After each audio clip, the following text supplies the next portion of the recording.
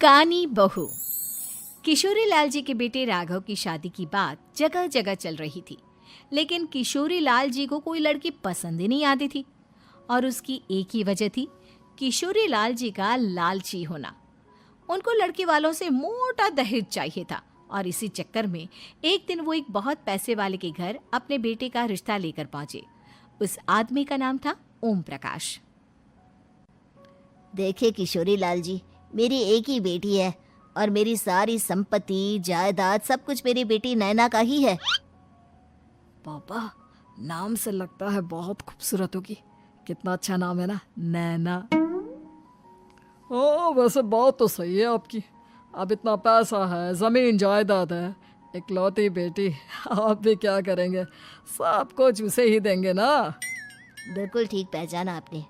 बस बेटी की शादी और सारी जायदाद उसके नाम। पापा, बिना देखे हाँ कर दीजिए ना। इतना अच्छा रिश्ता फिर कहाँ मिलेगा? माला माल हो जाएंगे हम। मैं अपनी बेटी को बुलाता हूँ। अरे नहीं नहीं नहीं नहीं, आपकी बेटी का नाम नैना है, सुनकर ही लगता है बहुत सुंदर होगी। रहने दीजिए अंकल, मैं तो आपकी बेटी के नाम से ही इतना खुश हो गया हूँ कि उसे बिना देखे शादी करने को तैयार हूँ। अब तो मैं उसका चेहरा सीधे शादी के बाद ही देखूंगा। और इस तरह राघव नैना का चेहरा नहीं देखता और उससे शादी कर लेता है। शादी के बाद अपनी सुहाग रात पर जब राघव नैना का घूंघट उठाकर देखता है तो नैना की आंखें बंद थी। कितनी खूबसूरत हो तुम नैना, जरा अपनी आंखें खोलकर मेरी तरफ देखो तो सही। नहीं, मुझे शर्म आती है। अरे, मैंने तुम्हें शादी से पहले भी नहीं देखा, और अब अगर तुम आंखें खोलकर मुझे देखोगी भी नहीं तो मुझे अच्छा कैसे लगेगा?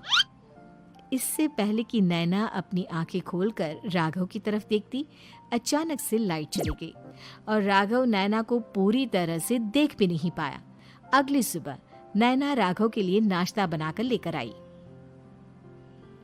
अरे ये क्या, आधा पराठा सीका हुआ है और आधा बिल्कुल कच्चा। ये तुमने क्या किया नैना? बहू, तुमने क्या आधा पराठा तवे से नीचे लटका कर रखा था, जो आधा सिका है और आधा कच्चा? मुझे जितना दिखेगा उतना ही तो सीखूंगी ना पापा जी। जहाँ जहाँ मुझे नजर आ रहा था वहाँ मैंने सीख लिया, जहाँ जहाँ नहीं दिखा वहाँ कच्चा रह गया होगा। इसका क्या मतलब है?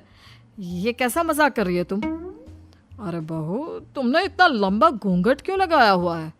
देखो, हमारे घर में बहुओं को बेटी की तरह रखा जाता है, और फिर तुम तो इतना सारा माल लेकर आई हो। देखो, ये घूंघट डालकर रखने की कोई ज़रूरत नहीं है। हाँ नैना, पापा जी ठीक कह रहे हैं, तुम तो आराम से रहो, अपना ही घर समझो।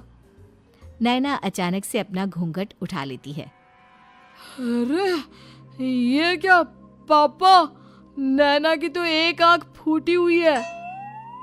नाम से नैना, लेकिन ये तो कानी बहू निकली। मेरे साथ धोखा हुआ है, धोखा। बिना दिखाए अपनी कानी लड़की मेरे संग ब्याह दी। मुझे कानी बीवी नहीं चाहिए। मुझे अभी ओम प्रकाश जी से बात करनी पड़ेगी। आखिर उन्होंने मेरे साथ ऐसा किया क्यों? अरे, आप लोगों ने ही तो पापा से कहा था कि आप लोग शादी से पहले मुझे देखना नहीं चाहते। अब मेरे पापा पर क्यों इल्जाम लगा रहे हैं? अरे लेकिन उन्हें बताना तो चाहिए था ना कि तुम कानी हो, एक आंख से तुम्हें दिखाई नहीं देता। किशोरी लाल और राघव नाराज होकर ओम प्रकाश को अपने घर बुलाते हैं। पापा जी, ये आपने क्या किया? शादी से पहले बताया क्यों नहीं कि नैना की आंखों में परेशानी है? अरे, आप ही ने तो लड़की देखने से मना कर दिया था। और लेकिन आप बता तो सकते थे। आपको तो हमारी बेटी की प्रॉपर्टी चाहिए थी, वो भी पूरी की पूरी। अब क्या हुआ अगर उसे आधा दिखाई देता है? प्रॉपर्टी तो आपको पूरी मिल गई ना। अरे ये क्या बात हुई? मेरी शादी प्रॉपर्टी से नहीं, आपकी बेटी से हुई है। अब ये तो पहले सोचना चाहिए था, तब तो मेरी प्रॉपर्टी देखकर तुम्हारी जुबान लप लपा रही थी। लेकिन मैं कानी लड़की को अपनी बीवी बनाकर नहीं रख सकता। पापा, कुछ करिए ना आप। हाँ, करता हूँ। देखिए ओम प्रकाश जी, आप हमारे साथ ऐसा नहीं कर सकते।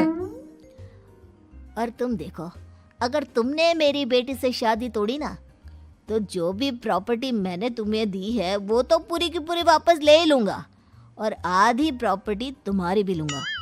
अरे मेरी आधी प्रॉपर्टी भला क्यों लेंगे आप? इसलिए क्योंकि मेरी बेटी को आधा नजर आता है और उसकी नज़र अभी तक तुम्हारी आधी जायदाद पर ही पड़ी है। अब तुम उसे घर से निकालोगे तो कुछ तो लेकर जाएगी ना। और अगर हम आपकी बेटी को अपने घर की बहू बना कर रखे तो?